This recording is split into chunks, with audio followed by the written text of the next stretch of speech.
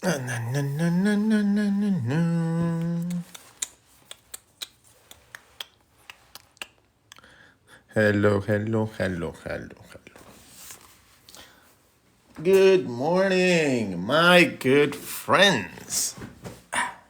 How are you guys doing today? My name is RODGON. I am a designer. I am an artist. I am a cartoonist. I am an illustrator. And more importantly, today, I am your instructor. So, hello, everybody. How are you guys doing? Today, we will draw something fun. Today, we will draw something silly. Today, we will draw something that will make us laugh, make us feel like we want to draw some more, or at the end of the day, maybe just something that makes us like be like, oh, that's cute. Because that is what drawing is all about. It's all about just making sure that you are happy and joyful and you don't really feel all stressed out and you feel like you're actually like doing something fun with your knowledge. That is what we always strive for, and that is what I'm here to help you guys with. Let's see. So, let's talk about what we did yesterday, and then we will continue on to our lesson today. So yesterday, we were talking about the anatomy course that I just finished for 21 Draw. So that's cool. We'll hear about that a lot more sooner than later because they're probably desperate to get it out. It's like 5 months behind. So then we talked a little bit about bodies and we talked a little bit about posing and we talked about the upper body and the lower body. And then at the end of the day, we did something cool. We ended up using the brown paper texture paper to be able to draw an original character. And we drew a little, like pinup of someone that had little, cowboy, not cowboy hat, but a little Santa hat and a lot of tattoos and a Letterman jacket. And that was kind of cool, and we were going to continue doing that. I doodled something, I did not like it, so I covered it up because I am ashamed. No, but honestly, whenever I don't draw something that I like, I just use Post-its, or since I draw with pen, I use Post-its and I use just anything that I have to cover it up so that I can actually go in and draw something that I'm happy with. Sometimes you mess up, and that's fine. It's part of drawing. Drawing is supposed to be messy. Drawing is supposed to like have you screw up. That's how you experiment. That's how you get through things. That's how you learn what you like and what you don't like. It's not always going to be a perfect drawing, and that's fine. When we focus so much on hyper perfectionism, to me, it's like the most ridiculous thing in the world. Why are you trying to be all perfect when there is no such definition of perfect art? There is no perfect art. There is no perfect art. None at all. There has never been an instance in human history where someone was able to categorize the act of creating a perfect piece of art. So stop trying so hard to accomplish something that no one ever has ever accomplished. So instead, just make art that's perfect for you. Make art that's happy and joyful for you. Art that makes you happy, it means that more people get to enjoy it because you'll be making it more often. So don't focus on the art that you don't like. Don't focus on the stuff that other people want because at the end of the day, that's not supposed to be the goal. The goal is to make you happy so that you can make other people happy with what makes you happy. And that's how you share the happiness and you don't, see it otherwise. Hello. Okay, so what should we draw today? What should we draw today? Like, we get a chance to do a little bit of studying, right? A little bit of studies in the form of having our white paper Or we can do it the other way. We can do our studies in the brown paper, and then we can do our application of whatever we learn on the top. Urban sketch of people. Ooh, yeah, that sounds great. That sounds awesome, actually. How to capture people in the wild? Oh, that's actually a really good topic. Thank you. That sounds awesome. I actually really like that. So let's go over that. So drawing people in the wild is one of the most fun things you guys can do. But going out and zoom in. Let's say that you're like at a park or something and you see somebody at a bench. Having the ability to sketch out really quickly situations is going to be one of the most fun things that you guys ever learn to do. Why is this so fun? Well, it's because you're capturing life. If you learn how to capture life, you can tell stories.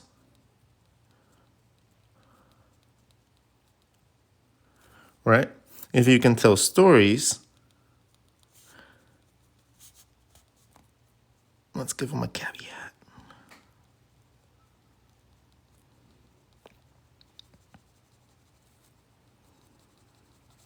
Learning how to draw environmental situations really quickly is going to be one of the most fun things you guys ever learn.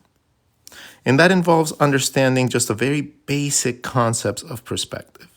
Very basics, like you have no idea how little perspective you really need to learn to be able to actually draw things like this. It's not very much like perspective at all. And a lot of the times you can kind of cheat your way around it. And as you learn how to build through understanding little other things like how to draw foliage, how to draw trees, how to draw plants, how to draw grass, how to draw basic perspective lines, how to draw basic guidelines. And to top it off, it's all about learning how to gesturize the human body really quickly. If you learn how to gesturize the body really quickly,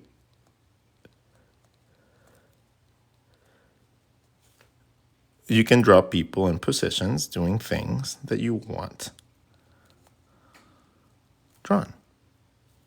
Right? Running, walking, sitting around.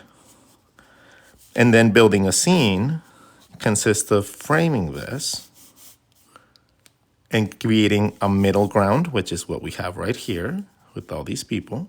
A background. It could be in the shape of cities. It could be in the shape of whatever you feel like drawing, right? Like your imagination is going to play a big role. Understanding what is in a city takes observation. It takes going out into the wild, into the actual public, and seeing what consists of the things that you're trying to draw. If you're trying to draw buildings, go check out like what cool like dynamic shapes you can find just through basic structures.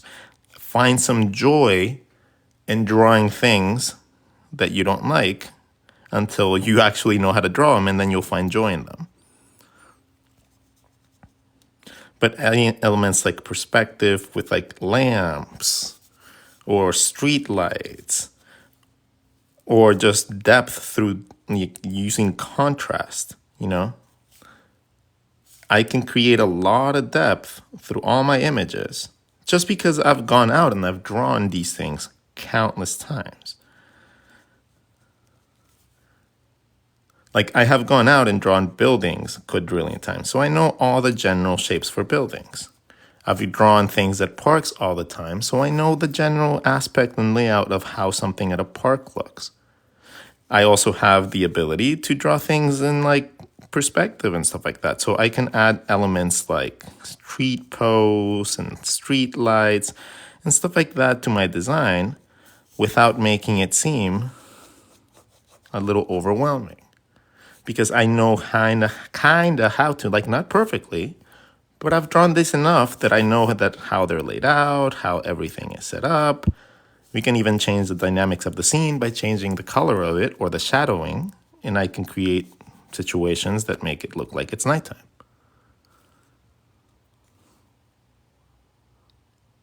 So it's just fun to understand all this stuff.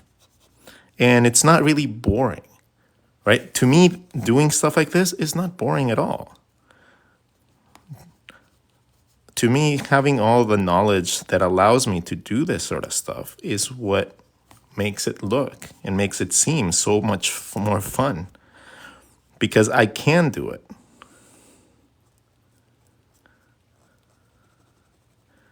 Knowing foregrounds, backgrounds, contrast, anatomy, perspective, all those things are what lead to being able to tell a whole story in a scene.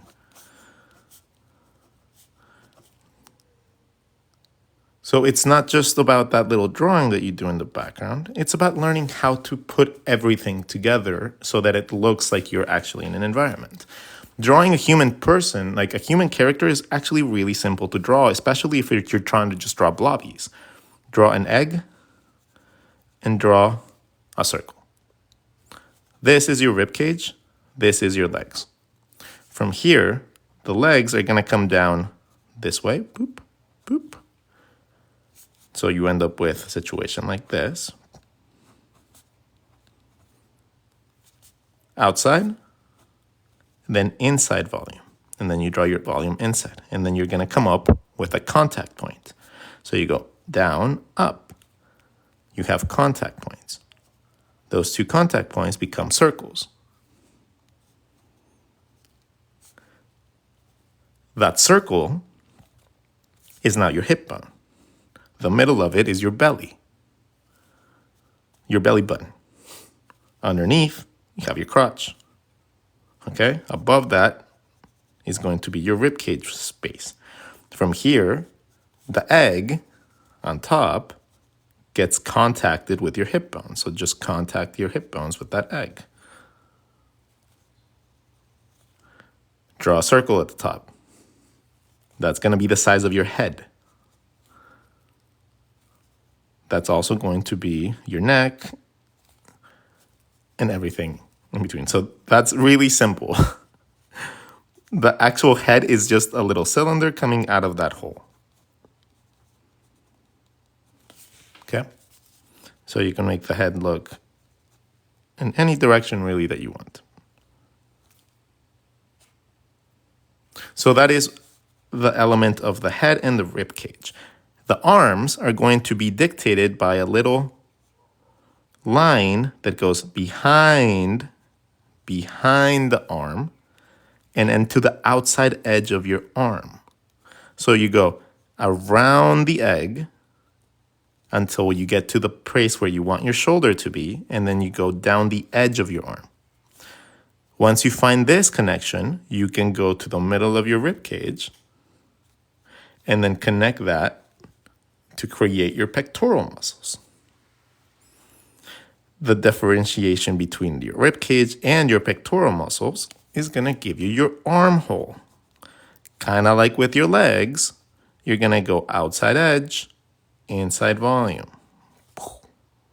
And now you have yourself arms. And you can move those arms in any direction you feel like. Outside edge, inside volume.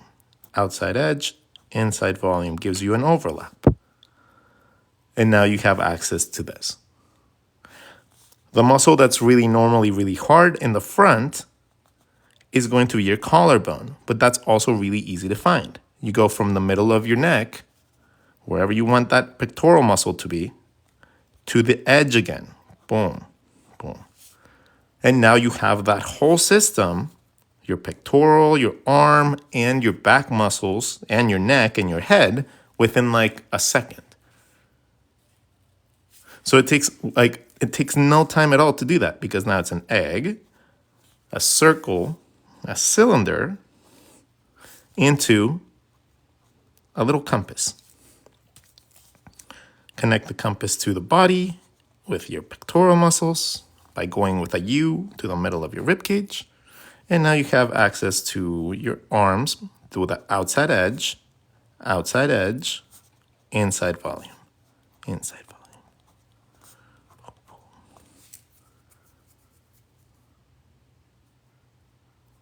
The eyes I teach? Oh, the eyes are cool. Yeah, eyes are like super simple. Eyes are like two lines. Eyes are just this. If you darken one, and you make this one a little thinner, draw whatever eye style you want, and you have yourself eyes. Ta-da! A dark line intersected by a thin line gives you eyeballs. Everything else that you want to add, like any details, come from those two concepts. If you make that upper line really cool and stylish, and you make that lower line really cool and stylish, you end up in a situation where you can do any design you feel like, including all your cool anime looks. Okay? So that is essentially how you should be looking at eyes. A curvy line that's dark and an intersecting curvy line that's not so dark. And you can draw pretty much every single style of eyes out there using this basic concept. Okay? From the profile, what is this if you split it in half? Because that's what a profile is. A dark line that goes around my shape, a line that intersects it that's smaller than that, and then I close out my eye. And I have eyes in every single shape and form I want. All I have to do is change the way those lines go. Okay? Okay. Congratulations, you have leveled up in another thing really quickly. Woohoo! All right, so that's how I draw my eyes and why people find them appealing. Because they're easy to draw. Oh, and don't worry, like if you learn like this, it doesn't mean that you have to draw simple.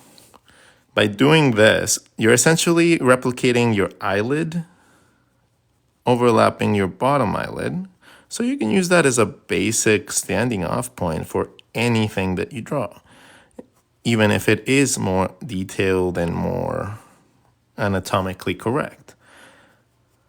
Because it's not a style-based decision, it's an anatomy-based decision. Your upper eyelid tends to overlap a little bit over your eyeball, and your lower eyelid is a little bit underneath that, and it ties in like this around your eye. The eyeball is the entirety of this. That's inside of your eye socket. Okay? So you have your eyeball, the actual organ, you have whatever inside of your eye is. And then you have your eyelid, which is like a little opening, kind of like a mouth for your eye. And then you see the eyeball underneath. If you were to draw a mouth in a very similar fashion, right? If this was the eyelids, but instead of it was like teeth, you can draw mouths as well. Mouths are the same thing. Intersecting two lines, and then add volume to the top one, add volume to the bottom. And you have yourself mouths. Okay? Overlap one line over the other, overlap one line over the other, and then choose to give it volume either inside and create little tiny lips like that, or you can create the volume outside. So that is something that you guys can focus on. Let's put it on a character so you guys see how this works. Ta-da, midline. we're going to use curvy line number 1, that's dark, curvy line number 1 that intersects. We're going to put our nose bridge, our nose, curvy line number 1, curvy line number 2. Make it thinner because you're seeing a little less of it. Eyebrow, eyebrow, eye. And then my mouth is going to be the same thing. This is my midline, but my mouth doesn't sit completely flat going down. So sometimes it's really hard to understand where that goes.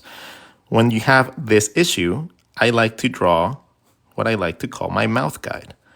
From my midline, I draw a triangle where my nose goes, and I follow these triangles down to find the area for my mouth. Yay! I can do the same thing to find the area around my eyes and my cheekbones by going around this way, around my eye. And then at the edge of wherever my eyebrows touch and the bottom of my cheek, I can use a little circle to draw the rest of the remainder of my character side. If it's a skinnier character or a stylized character, it still works. You can make this circle pretty much the determining factor of how you stylize your character. Right? You can always add more volume. From the middle of this circle, wherever this circle is, that's your ear. The middle of it is always your ear. And why? Well, because your brain needs space to be in there, right? This circle is your brain space. Anything in front of that is going to be your features. So your features end up around 1/4 of the way up your face. Your ear ends up around half of your face up. And then you have your ear in the back of that.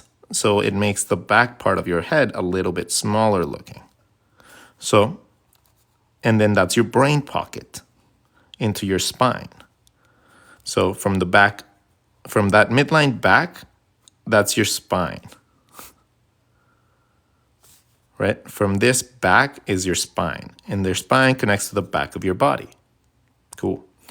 That means that your body needs to have something in the front, which means that you have your body going this way, and then you just connect your neck. Ta-da! When you see it a little different, sometimes it makes a little more sense.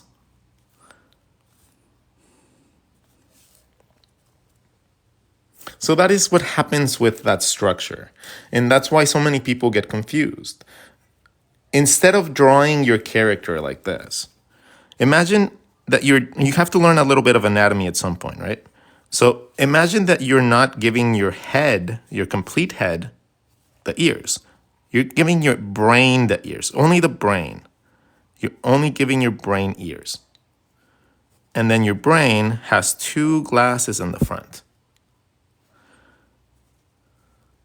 Those glasses are going to be your eye sockets. The space in between is going to be the space for your nose. And then you just have to wrap around your brain, right? You need space for your brain. So just wrap around your brain. You already drew your ear for your brain. So now you have the ability to draw eyes inside of those eye sockets. You have the little space in between. You have a space for your nose. And if you use those guidelines to go down, you have your space for your mouth. Yay! Or your teeth. Your chin is right at the bottom of that. And at the bottom of your ear, you connect it to your chin. Understanding that there's spacing in between here comes in the form of your cheekbones, into your temples, into like muscles that actually control the jaw. You know, all that stuff happens really, really quickly. So there is like a weird situation where a lot of people draw their ear, but then they draw their eye really big, so they have no space in between them.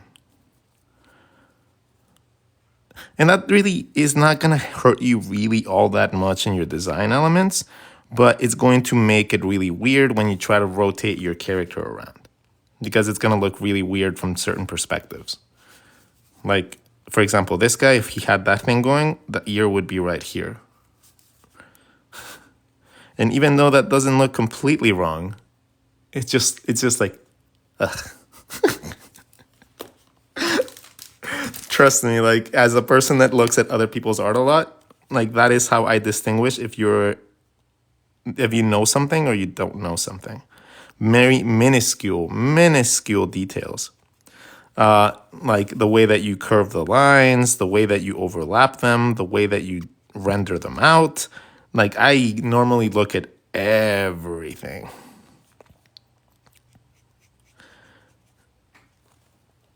And learning how to draw these things is not easy, but it's not a complicated process. It's just going to take you a while to get used to being able to do that. But having right knowledge is like a very important step, because then you're not guided like differently. You know, you're not gonna guessing if it's gonna look right. No, you know it's gonna look right. You just need to practice doing it enough so it actually comes naturally. And that is the life of an artist.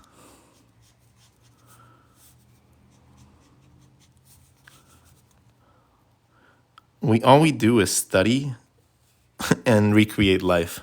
Study and then recreate life. Like it's really cool what we do.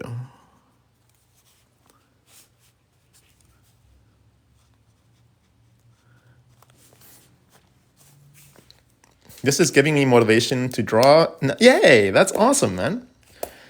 I'm hooked on a feeling. Do, do, do, do.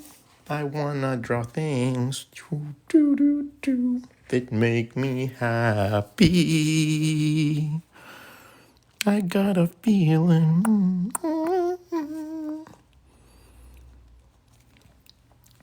Yeah. And eventually you get to the point where you can just use those to be able to create poses from nothing. Like you guys will literally, like this is not a joke, this is not an exaggeration. Like at one point, if you guys do follow drawing the way that I do, it's just gonna click one day and then you guys will be like, oh shit. Oh shit. Oh shit. Oh shit. Ah, I can draw. I can draw. You guys want to know how to draw feet? That's what he asked. Feet are easy. Feet are actually really, really, really, really easy.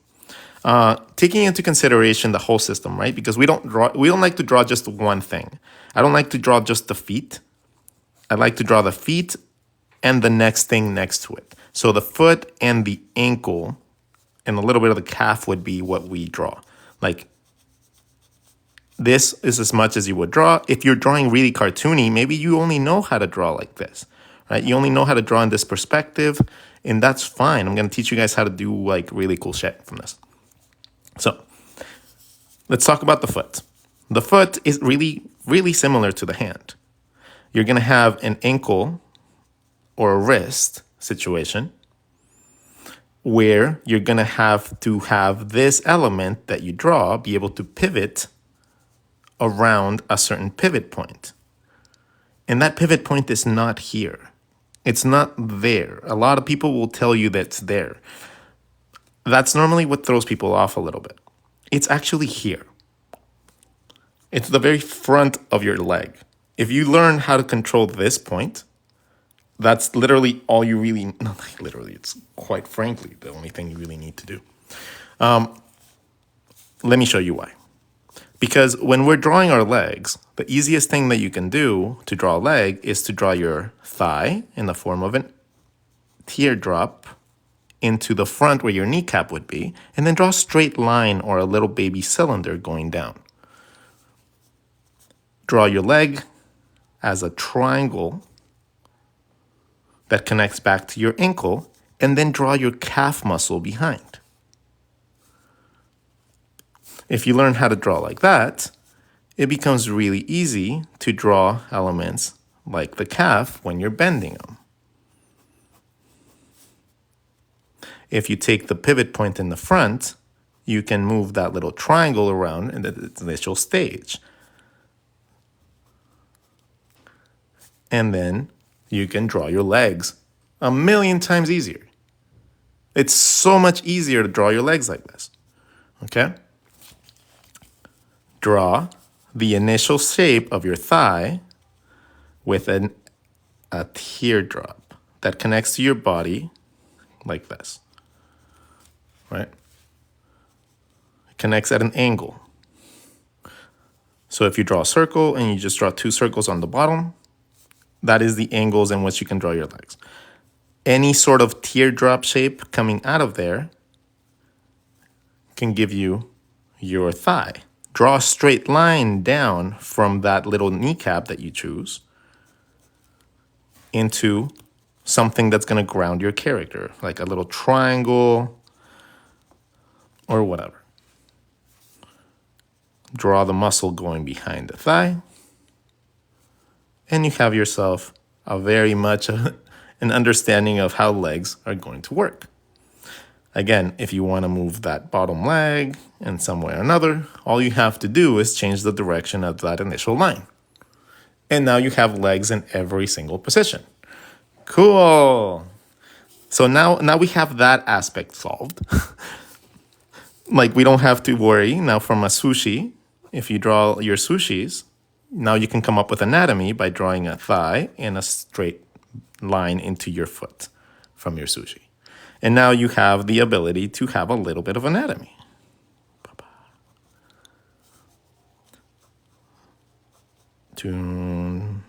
Let's see, if it's like foreshortened, it makes it really easy. Because you just make one smaller, one bigger. You can move it to the front. And then draw again. Just draw your calf muscles going behind your thigh. And now you have a frontal facing one. See how simple that was? Complicated poses like yoga poses and stuff like that become kind of silly and fun, because now you can just draw through your shape, draw your little triangle, and then you can figure out your poses like that. Let's send this one this way.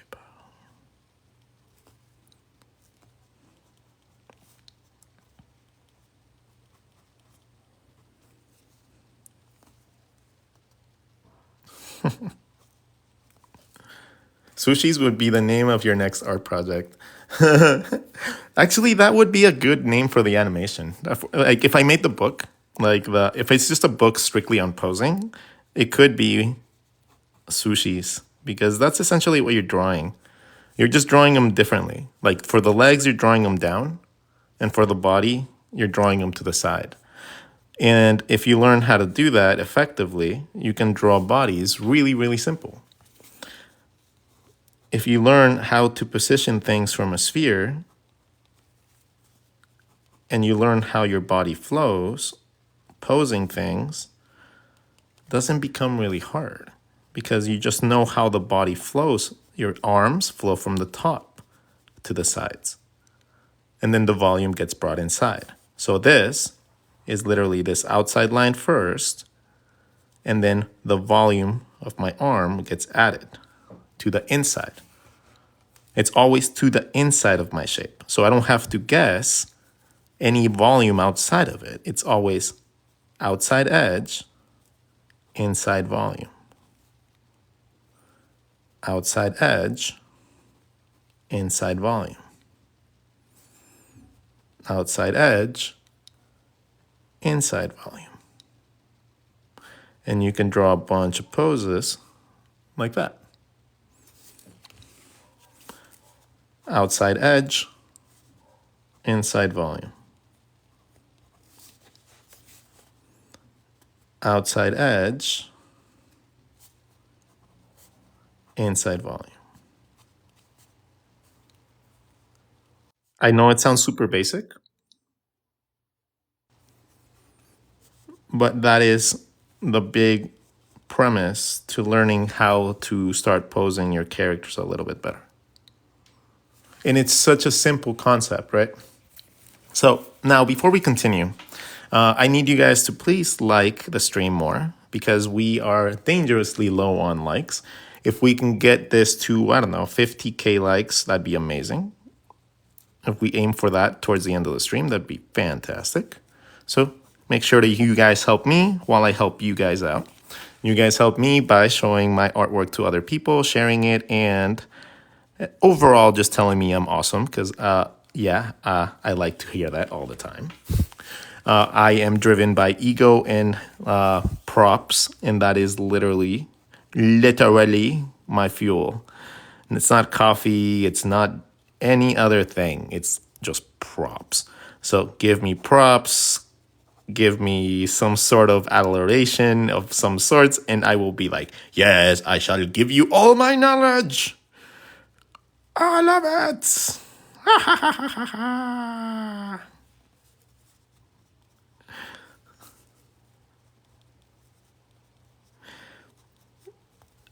Yeah, if you guys just let me know I'm cool, I would appreciate it. Thank you very much.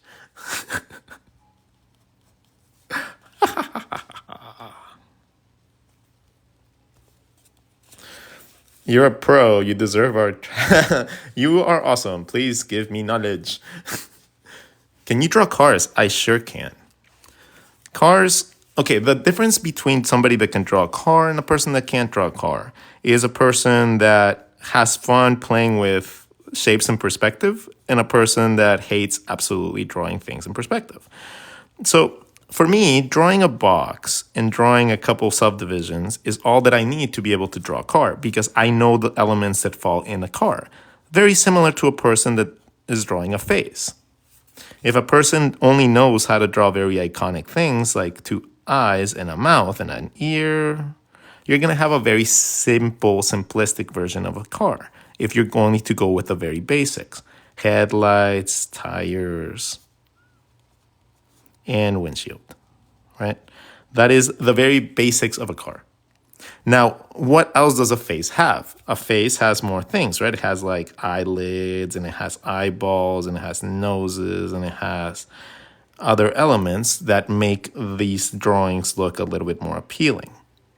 You have hair, you have hairlines, you have ears, you have jawlines, you have chins, all of which can be identifiable separately. Like everything that I change here, if I make some lines thicker, it changes the look of the design of the character, right? If I make the neck really large, it's going to look like a different character than if I make the neck thin, right? That's a make ear changes the look other than a character that has a small ear. Same shit happens with vehicles. If you don't do that, you're going to end up drawing either the tires too big, that tire's too small, you're not going to draw the windshield big enough. Maybe it's a truck. You know, how does a truck differentiate from a car? How does an SUV differentiate from that?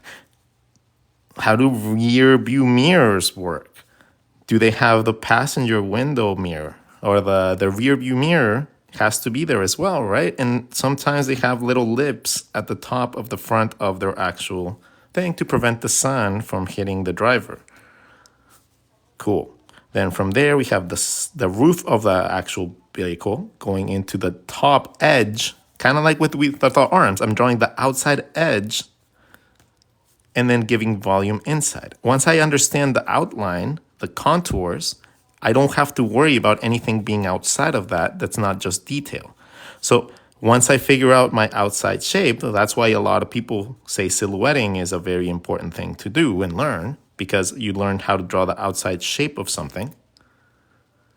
And then you can go in, and once you have an established shape, you can go in and add any details you want. Wheel wells are a pain in the ass sometimes because a lot of people don't understand how to draw around an object. Okay, little tiny baby overlapping shapes are what's going to give you that depth.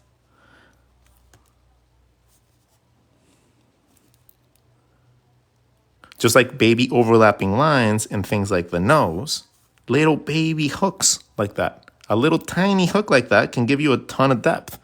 That little tiny line or baby minuscule lines can give you a ridiculous amount of depth. Okay? So you don't have to draw much to get a lot from your drawings. If you just draw a little too much, you end up overdrawing. If you draw a little bit too little, you might not have enough depth. And guess what? That is why art is hard. And that's why it has a huge, huge entry level like gap.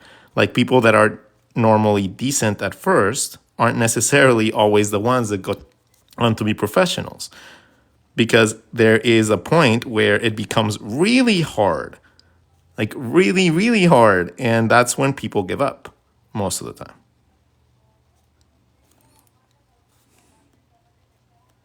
And if you're able to get past that, well, then you have abilities that are fun and cool when you guys will succeed.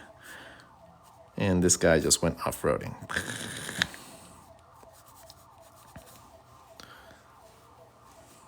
The shadow would probably be going this way, though.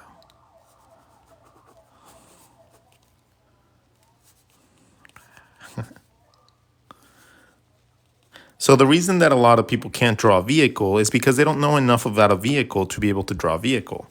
So if you only know how to draw very basic concepts of a car, you're going to draw wheels, you're going to draw maybe some headlights, and they're maybe going to draw, like, I don't know, maybe the bumpers. You'll draw some windshields and the ceiling. But even with something as simple as that knowledge, you can just add a little bit perspective and you can draw yourself something pretty decent. So even if you are at that level where you only know the very basics, just giving yourself a tiny bit of perspective can be enough to be able to draw something relatively cool.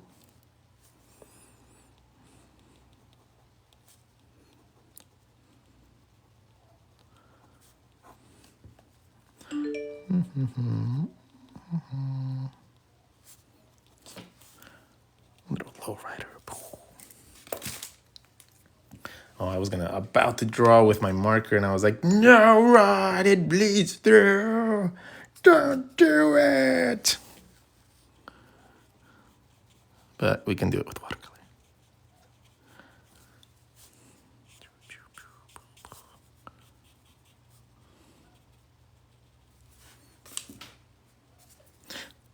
So it doesn't have to be overly complicated.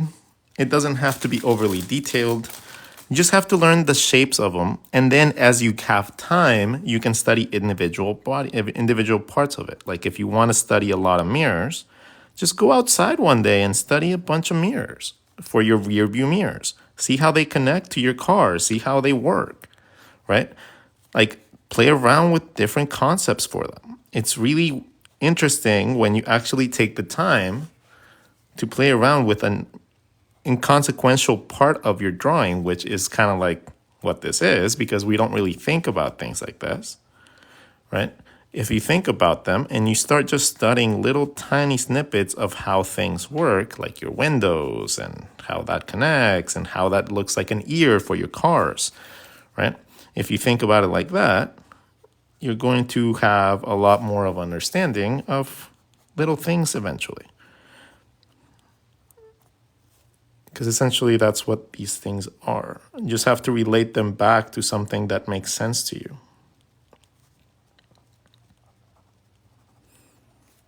And then you can have a lot more fun with the things that you do.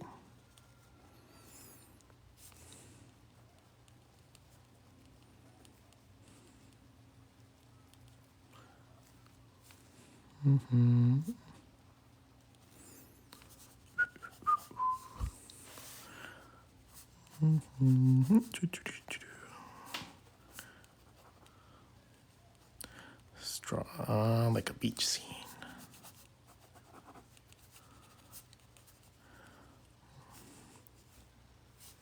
Yeah, there you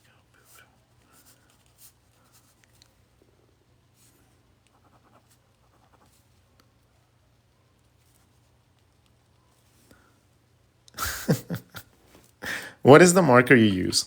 The markers are, well, this one is not a marker, that's watercolor. So I just use like a watercolor swab. I use these, but it could be any of them. I normally use like cheap ones from like the dollar store, mostly because I don't like people thinking that they have to use expensive materials. So these are just some free ones that I got sent. I'm lucky I get shit sent to me sometimes because I do this sort of stuff for a lot of people. So people feel like, they want to send me stuff. And I like it. I feel like the pretty girl. I feel like the pretty girl at the prom sometimes. And that's really, really cool. Can you draw dinosaurs? Oh my god, yes, we can draw dinosaurs.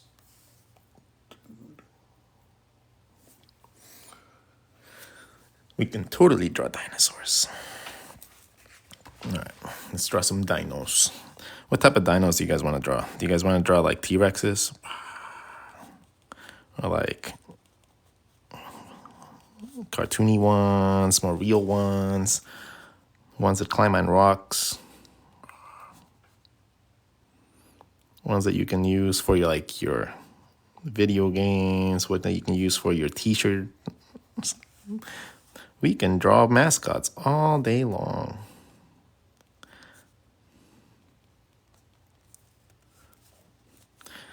Literally, I used to do this for like I used to come up with things for t-shirts all day, every day for a company called Four Seasons Designs. And there was like a design board, right? They'd be like, okay, this week we need to draw 50 whatevers, or we need to draw 50 ninjas, 50 dinosaurs. And I'm like, cool, bet. All right. And then I would proceed to outdraw every human being that was working alongside me. Mostly because I was just excited, right? And it was like fun for me. That wasn't a job. That didn't feel like a job. And that felt like someone paying me to go hang out and draw. Like I was awesome. Well, guess what they did? Just guess. I'm going to give you guys a quick rundown as to why I hate corporate America.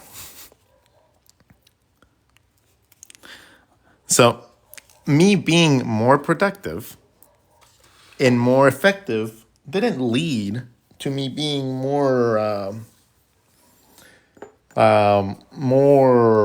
revered, more taken care of, more anything. No, it just led to me being told that I was doing too much and that I wasn't being fair to the other designers. So I have to slow down because it's making the other designers feel bad. And I was like,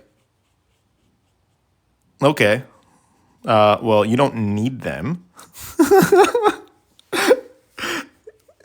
Clearly, you don't need them. So if they have issues and if they get sad because somebody else can outdesign them, then maybe they shouldn't be doing this professionally. What do you think? And like, it's just like, they don't know what to say to that because it's true. If you have a problem with someone out designing you and outdrawing you in a professional manner, like, get better.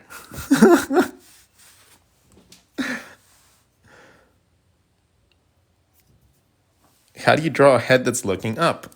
Okay, and please, I will ask you very nicely to not spam questions because I don't have the patience that you guys think I do. I don't. I really don't. And when things and people like just click me the wrong way, I tend to just like act and just block people instead of just asking you guys why. So if you guys spam, you have a very high likelihood of me just going in and clicking on a button that's getting rid of you. So don't do that.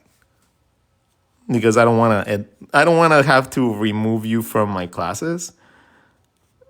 And we strictly say this over and over, like, don't spam. If I don't want to answer your question or we don't get to it, tune in next time. Ask when I'm not in the middle of drawing something, and maybe you'll get your actual question answered.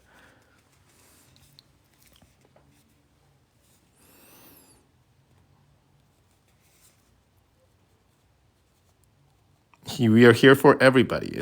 We're here trying to get to everybody, and entitled people People that feel like, no, I have to get my answer question. You know, there's like thousands of people here, dude. Thousands. And then people tune in every like 10 seconds. And we still maintaining like 500-600 people in the chat. Sometimes your questions are going to be overseen. It just happens. In this case, the ear would not be here, so I'm not going to draw that ear there. The ear would be like back here.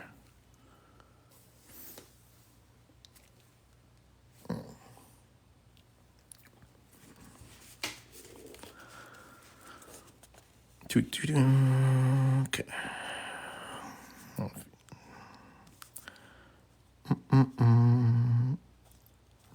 When you're drawing your facial features looking up, or looking to the side, or looking at awkward angles, a lot of the times it's going to be very beneficial to see your heads like cylinders instead of seeing them like balls like this, because seeing them as circles tends to be really difficult. But if you see them as a cylinder or a noodle, they become relatively easier. And you can get more extreme too. Draw circles, follow these circles around to draw your jaw on both sides. These circles give you both sides. Your neck, taper it down a little bit if you want. But now you have your whole head. Boom, boom, boom, boom. Just becomes a little easier.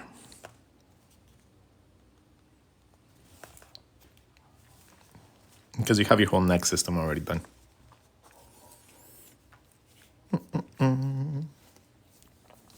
Let's see. Oh, man.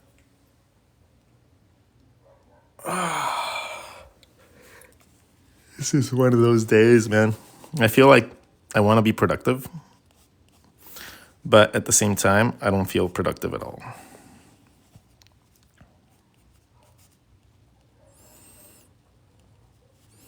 Like, I want to go out into the world and I want to create like some fun shit today. But at the same time, I just want to sit down and I just want to eat nachos.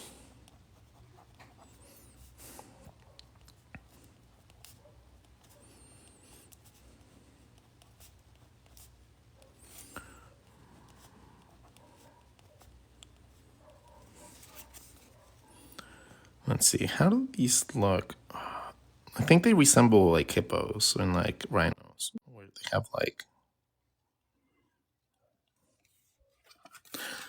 We're not taking live requests. Most of the time, you guys just waste my time with that shit. So I don't really take your guys' lives because honestly, you guys just do that. You guys just go like, do you want to play a game? Hey, you want to play a game? Do you want to see me dance here for a little bit? Do you want to like, hey, you want to give me attention? Hey, you want to do that? No. That's what you guys do. And that is annoying as fuck. You know how much I would love it if you guys were like, hey, Rod, let me ask you this really cool thing. And then I'd be like, yeah, okay, cool, let's answer that. But that never happens. And I've learned countless times to not trust you guys when you say you were going to do that.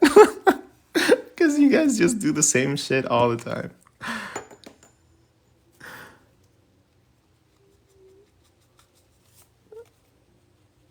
People are funny, man.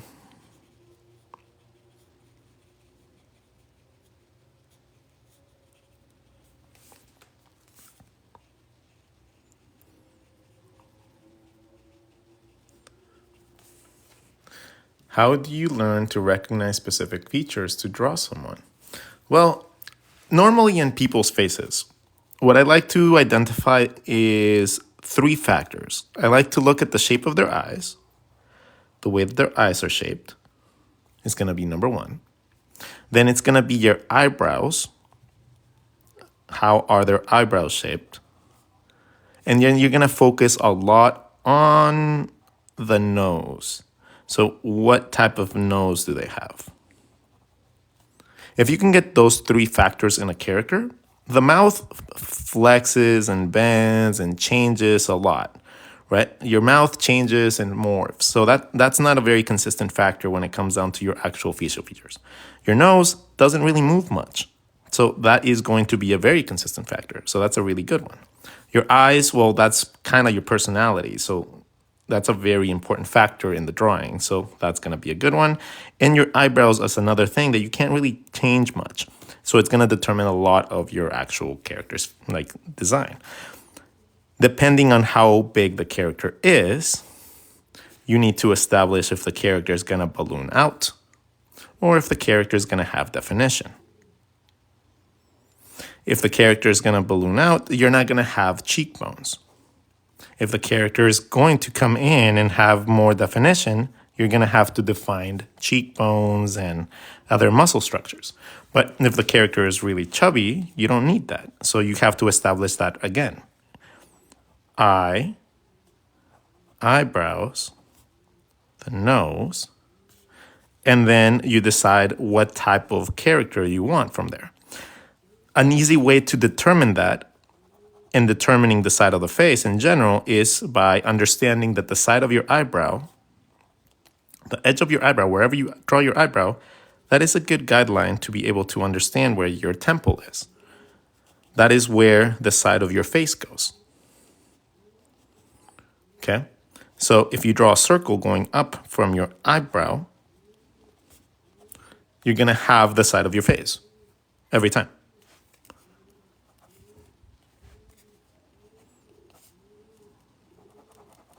Edge of eyebrow, draw a circle.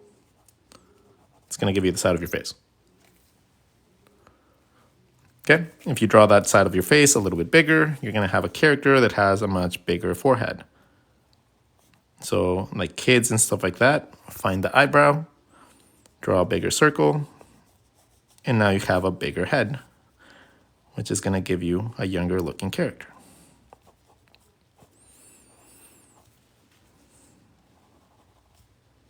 Okay, so that is something that you can keep in mind as you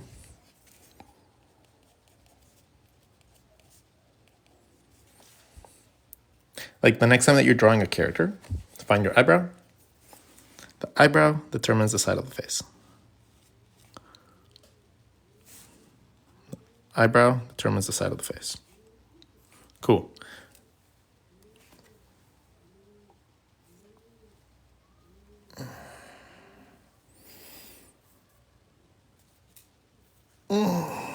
All right. Let's move on.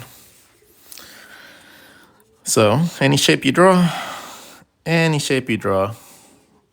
draw a circle for the side of the face, and then the rest of the space can be your eye socket and your mouth space. Middle, connect, chin, nose, mouth, eyes. Congratulations, now you can draw faces from every single shape that you draw. Skinny one, cool. Draw my ear pocket, eye socket, mouth pocket. Connect, draw my shapes.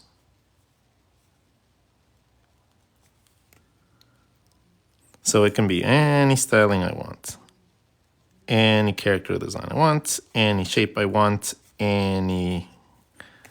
because you're just representing a very basic skeletal system.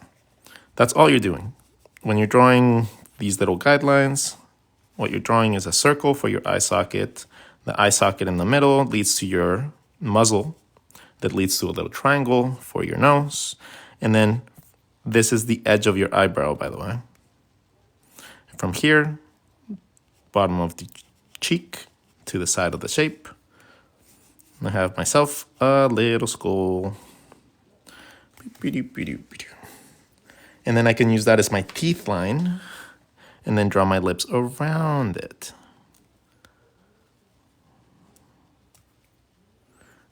I can draw my lips around. My nose comes out. Ta-da.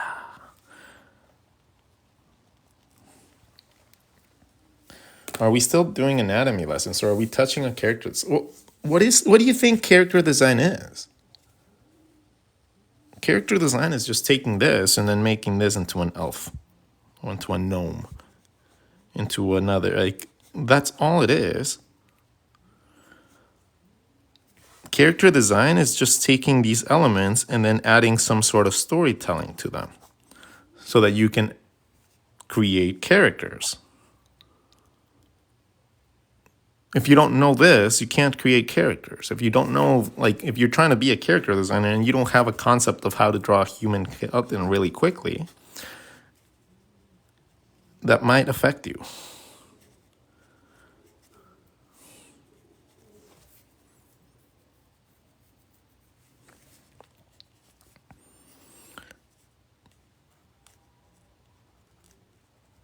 But the way that I teach gives you all those guidelines.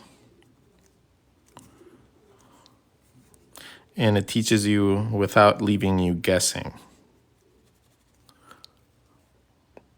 Like, you don't have to guess where anything goes in the way that I teach.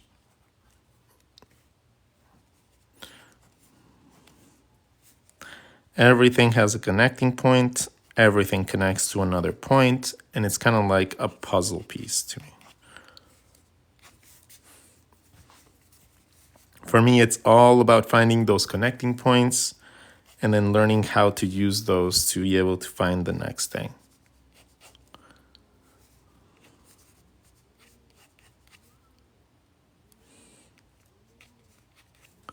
And if you learn how to do that, you can build a human structure with a lot of detail, with very minimal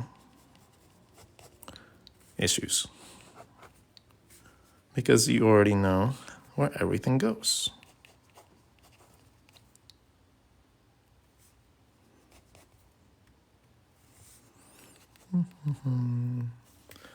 So that is what the structure does for you.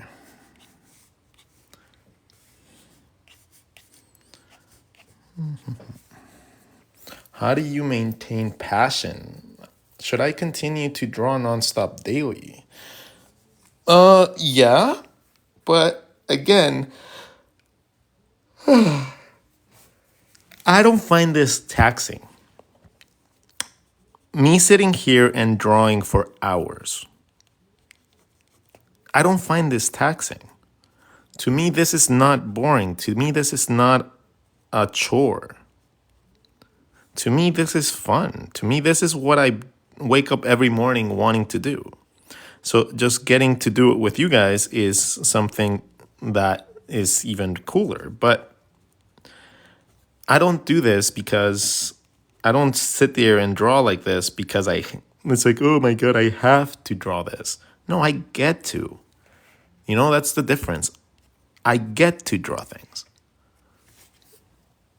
And that's normally the difference that's needed. Learning that maybe if you don't like a certain aspect of drawing in general for a reason, it might be because you're just not comfortable enough with it to be able to actually use it.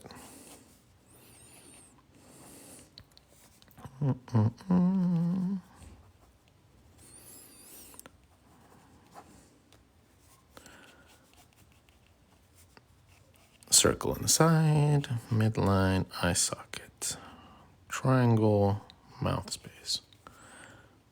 Other side of the face. Do you have any tips on how to be successful artist after high school? Yeah, learn the industry before you decide to go and spend a shit ton of money on art school. Before you decide to spend any money on anything, you're going to do research. You're going to do research as in, if you're going to go into a job field, you're going to make research and you're going to see how much people get paid. You're going to go see if you actually have prospects in your living area. And you're going to see where and who you need to network with to be able to generate as many opportunities as you can from those places. That is step one. That's before you even go to art school. Then two, get yourself familiar with what is needed from art students in those situations. Because if you're already prepared by the time you go into art school, then you will be in a better position to take advantage of any opportunities that pop themselves up. And those pop up quite often in the world of students. You get internships, you get all that stuff. So if you already come in with a little bit of knowledge, you're going to stand out amazingly amongst your peers. And that is the whole point of going to art school. It's to make sure that you are able to stand out so you can get employed, because that's mostly what art school is for. It's not so you can learn to be your own artist. It's so that you can be employed by somebody else. So keep that in mind as well. Anyways, I'm going to go, guys, because I'm just not feeling right now. I'm not feeling it. But we will continue our lesson tomorrow, and we'll finish up this little brown piece of paper. So hope you guys learned a lot. Hope you guys learned a little. Hope you guys take whatever knowledge I give you guys and go out into the world and try to draw something fun with it. Make something proud that you will be proud of yourselves to draw with any knowledge that I give you. And then little by little, you guys will be able to implement that stuff to cool car, bro.